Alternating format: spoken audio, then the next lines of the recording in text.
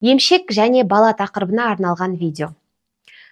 Баланы емшектен қалай дұрыс шығарамыз, сонымен қатар бутылка, смесь, соска деген тақырыптарды да осы видеода қозғай кетейін. Ең әуелі смесь беру, бутылка, соска тақырыбына айтарым бар. Қазіргі заманда маркетинг өте қатты дамыған. Өкінішке орай көптеген аналар кәдімгідей маркетингтің жертвасына айналып кеткен. Ол дегеніміз қалай? Қазір балаға сосканы ай сайын алу керексің. Бутылканы ай сайын жаңартып алу керексің, іші сарғайып кетеді. Бутылкаға соска алатының тағы бар. Оның барлығы қып-қызыл ақша, смесь деген қып-қызыл ақша. Заман сондай болып кетті. Негізі балаға бутылка, соска, смесь керек емес. Педиатрлар қазір менімен келіспеуі мүмкін, бірақ менің беретін білімім табиғи аналық принциптерге сүйенетін білім. Мен арнайы школа естественного материнства өткен адаммын. Беретін білімімнің барлығын жеке тәжірибемнен өткізгенмін, және де менен білім алып консультация алып жүрген аналардың барлығы мен беретін барлық ақпаратты меңгеріп, балаларын аман сау өсіріп жатыр. Ең бірінші неден бастайық? Бала дүниеге келді. Бала туылған кезде бізді оны сразу педиатрлар, акушер-гинекологтар сразу омырауға бастырады. Неге өйткені емшек балаға құр ғана тамақ емес. Көп ойлайды ғой, тамақ деп емшек. Емшек құр ғана тамақ емес. Иә, біріншіден тамақ, бірақ одан жоғарғы тұрған ол махаббат. Бала құрсақтан шыға сала емшекке еме бастаған кезде, мына әлем мені қарсы алды, мына әлем мені жақсы көреді екен деген бір жағымды сезім. Ана баласы үшін ол Құдай. Демек, Құдай мені жақсы көреді, Құдай менің жанымда, Құдай маған махаббатын беріп жатыр деген баланың түп санасында сезім қалыптастырады.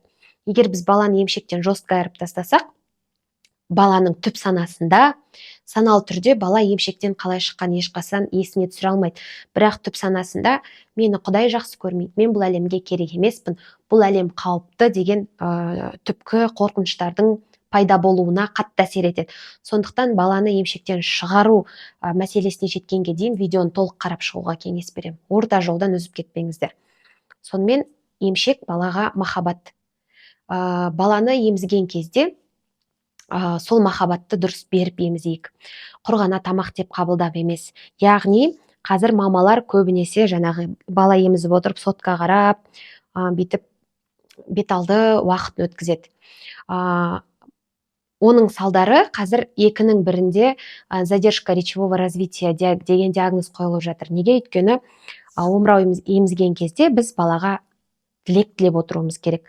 Денің сау болсын балам, қуатың көп болсын балам, ақылды болып өс балам, еліңнің елеулі халқыңның қалауы азаматы болып өс, бақытты бол деген секілді тілек тілеп отырып, және баланың алақанын алып, біз алақанын уқалауымыз керек, саусақтарын уқалауымыз керек. Мына саусақтың ұштарында нервный окончание, жүйке аяқшалар орналасқан. Және осы нервный окончанияны біз оятуымыз керек. Оң қолын уқалап, саусақтарын, алақанын уқалау арқылы біз баланы сенсорлық дамуын қалыптастыруымыз керек. Өйткені саусақтың ұшындағы нервный окончанияның оянуы және баланың тілінің шығуы екеуі бір-біріне тығыз байланысты. Одан кейін тағы бір айтатын нәрсе, баланы емізген кезде махаббат береміз, және бала түнде біздің жанымызда жатуы керек. Ол да бір маңызды нәрсе. Педиатрлар менің сөзіме қарсы келеді. Педиатрлар туған кезде баланы біздің жаңағы бөлімше бойынша врач-терапевт үйге келіп тексерген кезде всегда айтады, неге бала сізбен жатыр, ойбай баланы емшекпен тұншықтырып өлтіресіз, міне біздің поликлиникада алдыңғы аптада бір әйел баласын емшекпен тұншықтырып өлтіріп алды деген көптеген әңгімелер айтып жатады. Баланы емшекпен тұншықтырып сіз өлтіре алмайсыз. Егер анандай бір қатты баланы емшекпен тұншықтырып өлтіреді, қандай аналар? Баламен байланысы жоқ аналар. ұйқысы қанбай, қатты әбіржіп, шаршап, негізгі сау ана баланың десе оянып кетеді. Бала саусағымен тыпыр етсе оянып кетеді. То есть, егер сіз психикалық түрде сау ана болсаңыз, чуткая, жаңағы қыпыр еткен кезде оянып кететін ана болсаңыз, сіз баланы өлтіре алмайсыз өйтіп. Емшекпен тұншықтырып, біріншіден. Өлтіреді, только қатты до такой степени шаршап, баласын мыжып атқан аналар. Это надо женщине устать так сильно, чтобы задавить ребенка. Екіншіден, баланың мұрынын бүйтіп ұстап көріңізші, нәрестеңіз бар ма емшек еметін? Бүйтіп мұрынын мыжып көріңізші. Ересек адамның мұрны жұмсақ болады, а баланың мұрны бүйтіп мыжылмайды. Баланың мына жердегі ноздри қатты болады. Неге? Өйткені Алла тағала оны солай жаратқан.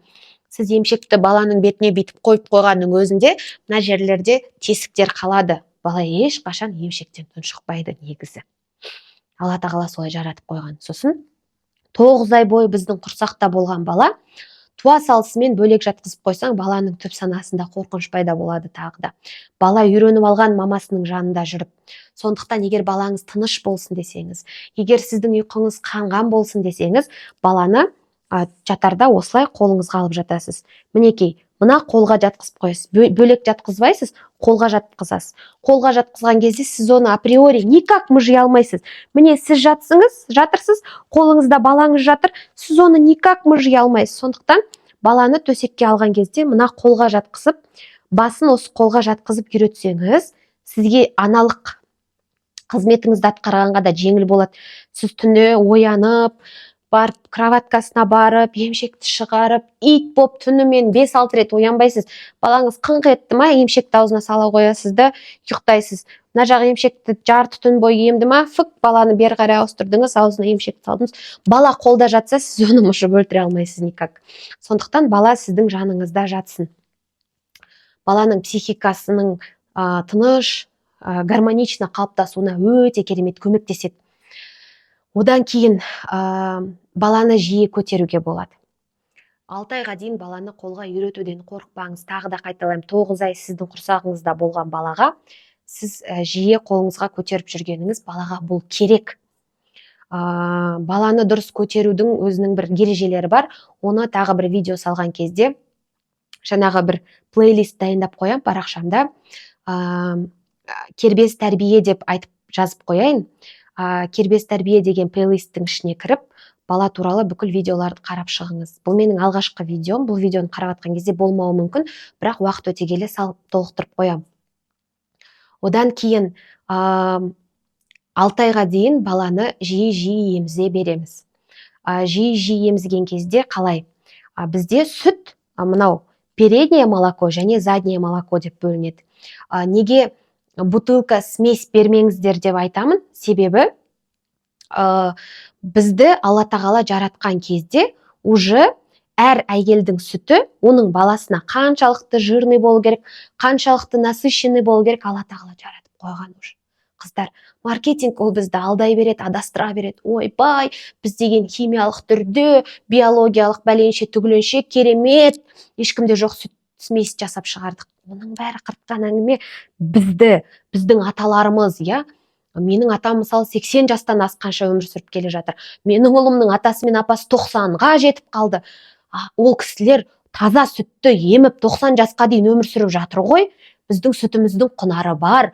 Барлығын Алла тағала дұрыс жаратып қойған. Сондықтан емізген кезде тек қана дұрыс емізу керек. Міне мысалы оң жақ емшекті таңертең беріп бастадыңыз ба, 15 минут сайын, жарты сағат сайын баланы емізе беру керек. Мынау 3 сағатта бір емізу деген ол да бір қыртқан әңгіме. Өйткені 15 минут, жарты сағат сайын емізген неге олай емізу керек? Баланың желудығы кішкентай, мынандай бітті желудық. Баланың жұдырығы қандай?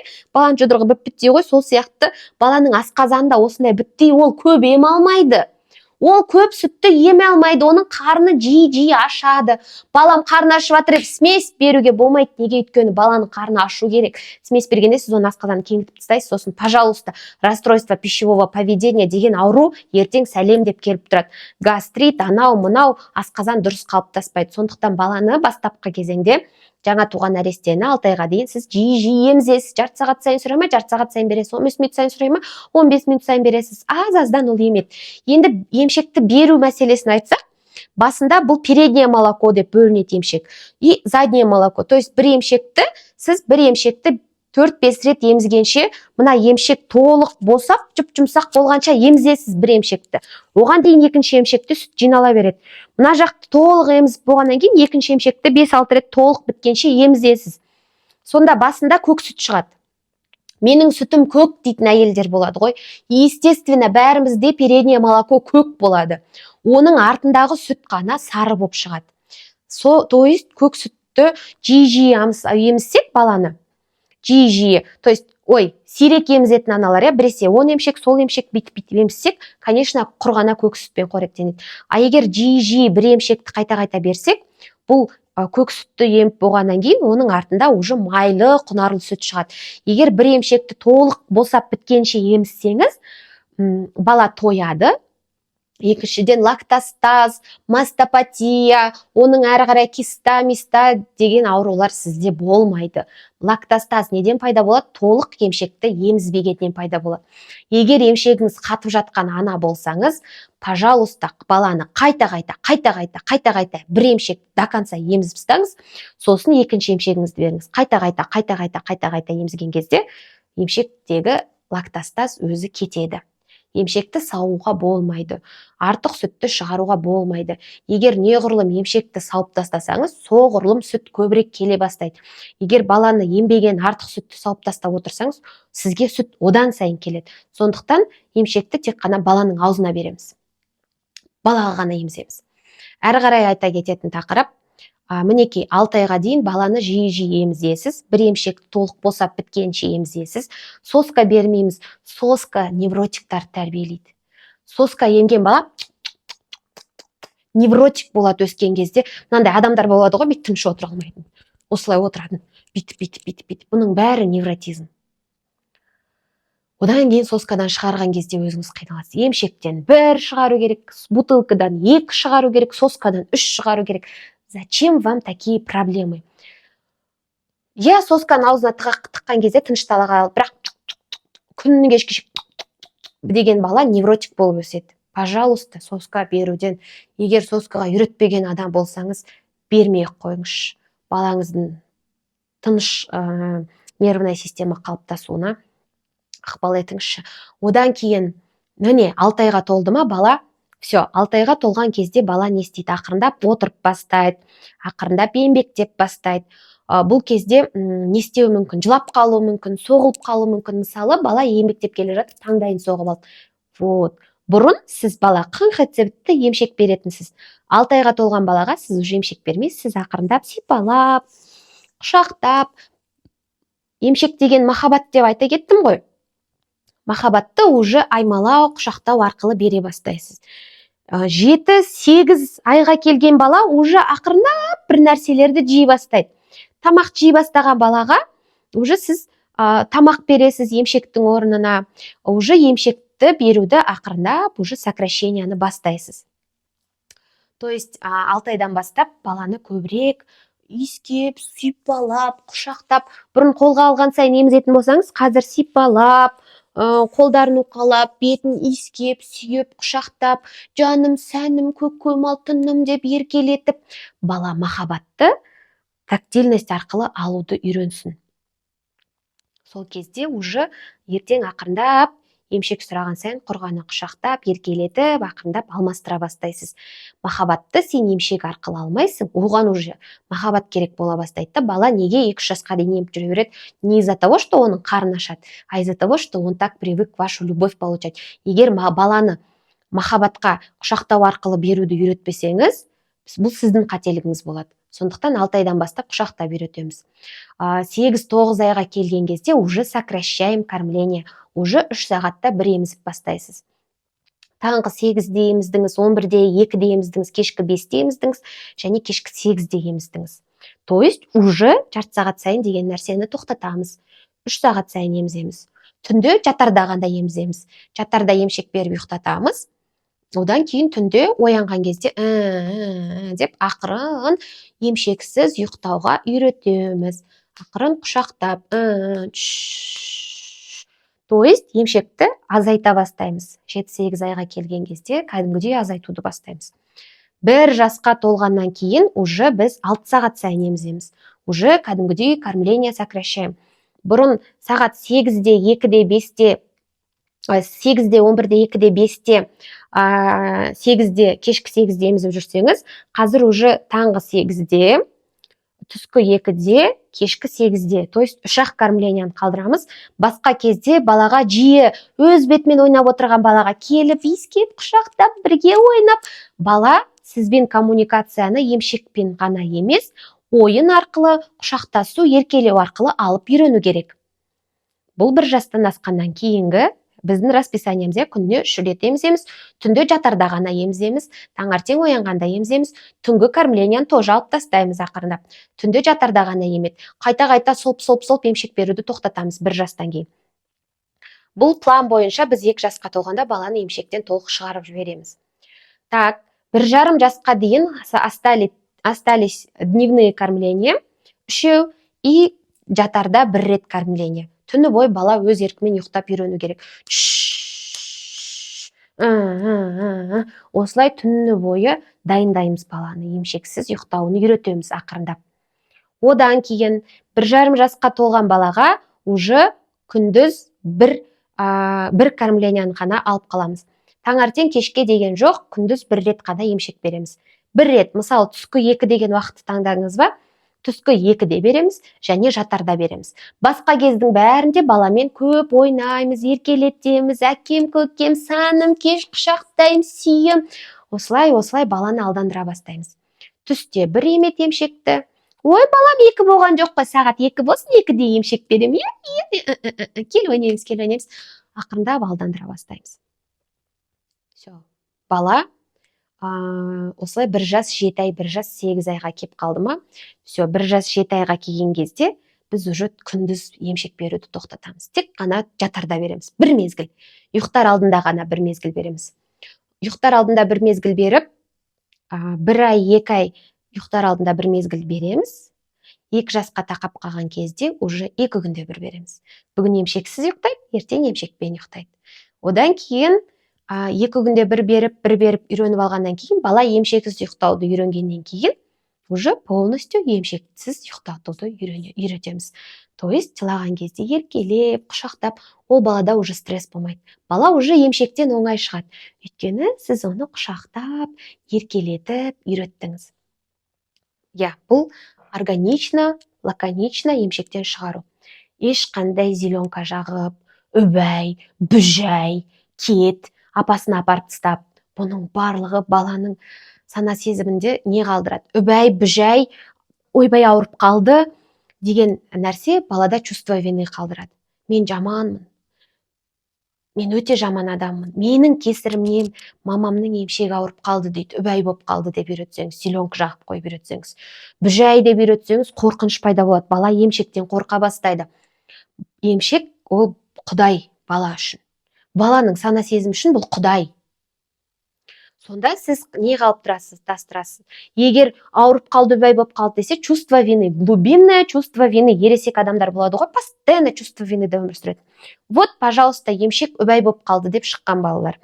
Емшекті бұрыш жағып қойып, мынау какай, мынау ашты, мынау жаман деп үйреткен бала, Құдай мені жек көреді деген сезім қалыптастырады. То есть я никому не нужен. Низкая самооценка, өзін-өзі басқалардан төмен сезіну, бұның барлығы осы кезде қалыптаса бастайды. Емшек деген бұл какай, бүжәй деп қорқытып үйретсеңіз, тоже балада түп санасында. Есть у человека ощущение, просто он считает себя говном. Просто он считает, что Құдай мені жақсы көрмейді. Неге? Өйткені емшектен шығарған кезде біз қорқытып алғанбыз. И мамаға, апаның үйіне апарып тастап, 3 күн емшектен шығара салу деген әңгіме. Ол 3 күн ана жақта не болатынын білесіз ба? Қандай истерика, қандай сұмдық состояниеға түседі бала. И сол истерика жасап атқан кезде балада не пайда болады? Мен ешкімге керегім жоқ. Мені ешкім жақсы көрмейді. Глубинное чувство одиночества. Көп ересек адамдарда есть глубинное чувство страх одиночества, жалғыз қалып қалудан қорқу. Көп адамда бар бұл сезім. Саналы түрде білмейтін шығарсыңдар бәркім. Бірақ ертең маған консультацияға келсеңіздер, мен сіздерге дұрыс сұрақ қойып, сөйлесетін болсам, көбінде есть глубинное чувство одиночества. Оның ең бірінші зачатогы осы емшекті апаның үйіне апарып тастап, бір жаққа апарып тастап, шығарып тастағаннан пайда болады. Иә, ойбай, как это все сложно, қандай қыртқан деген қиын болып көрінуі мүмкін, бірақ бұл приоритетке байланысты. Егер сіздің приоритетіңізде психикалық түрде сау, глубинно, түп санасында барлығы дұрыс қалыптасқан бала өсіргіңіз келсе, біз баланың миы 3 жасқа дейін толық қалыптасады. Емшектен шығу бұл баланың өмірінде прям 80% рөл атқаратын процесс. Емшекке дұрыс тоймаған балалар ертең темекіге не болады, құмар балалар болады. Сондықтан мынау оральная стадия егер дұрыс қамтылмаса, психика застревает в этом возрасте. Бұны психологияның аталары баяғыдан бері зерттеп жазып тастаған. Оральная стадия деген осы емшек еметін процесс. Егер емшекке тоймаған бала болса, темекіге құштар болады ертең. Тамаққа құштар болады, ауыз арқылы ләззат. Тоймаған аузы, махаббатқа тоймаған. Сосын тамаққа құштар. Қитетсе бітті тамақ жегісі келіп, лишь бы рот был чем-то занят, аузы босамаса болды. Бұл қайдан қалыптасады? Емшекке тоймағаннан. Енді сіздің балаңыз уже нәресте емес, вы уже упустили возраст. Например, балаңыз 1,5-ға кеп қалды. Күніне 20-30 рет емет, түнінде 20-30 рет емет. Қалай шығарам? Уже мына жерде мен сізге айтып аттым ғой, құшақтау стадиясына 6 ай уақыт бересіз, 6 айдан бастап бастайсыз. 1,5, то есть 2 айдан бердім каждый стадияға. Егер балаңыз уже үлкен болса, каждый стадияға 2 аптадан беріңіз.